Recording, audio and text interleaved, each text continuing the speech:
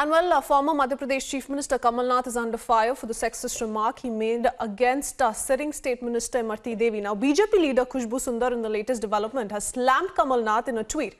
She said, and I quote, "The mentality of these men will never change, misogynist and sexist, and the only way they define a woman. Never expected Kamal Nath ji to make this comment. Is this the only way these men know to cover up their failures? If a man does not respect a woman, how will he respect the voters? And the poor Congress does not reprimand and demand an apology from the man who abuses a woman by calling her an item, but indulges in calling others as one. Every time they reaffirm my faith that I did the right thing by quitting." That is Khushbu Sundar after having quit the Congress days later, coming out and once again exposing the misogynist and patriarchal mindset within the Congress party. Satya Vijay is joining us with more details. Satya Vijay, this is coming from a leader who quit the Congress just a few days back, also spoke of the misogynist and patriarchal mindset within the Congress party. Some of the leaders who resort to that treatment to women, once again putting out a tweet.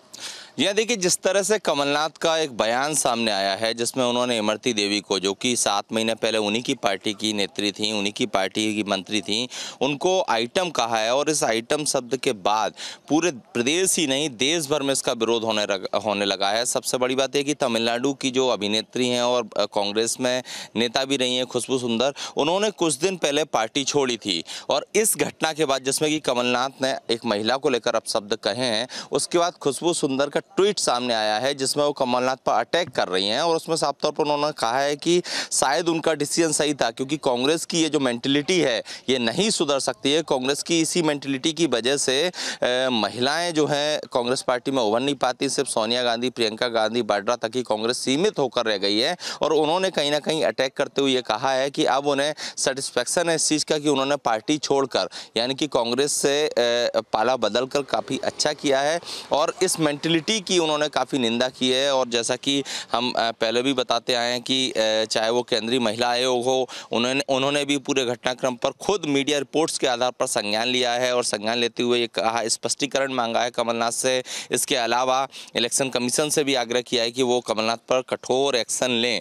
तो पूरे देश भर में कमलनाथ के इस statement के बाद उनका कड़ा विरोध शुरू हो गया है, चाहे वो खुशबू सुंदर हो, चाहे वो मायावती हो, क्योंकि मायावती ने भी कल ट्वीट करके कमलनाथ के इस बयान का विरोध किया था। और अब ये जो खुशबू सुंदर का ट्वीट है, तो वो साफ दर्शाता है कि महिलाओं के प्रति कांग्रेस की मेंटलिटी क्या है। और इस मेंटलिटी के बाद भी कांग्रेस का जो आला कमान है, चाहे वो Priyanka Gandhi, when Kamal Nath has refused to apologize, not just that, he's also hit out at Shivraj Singh Chauhan for writing a letter to Sonia Gandhi. Many thanks for that latest update, Satya Vijay.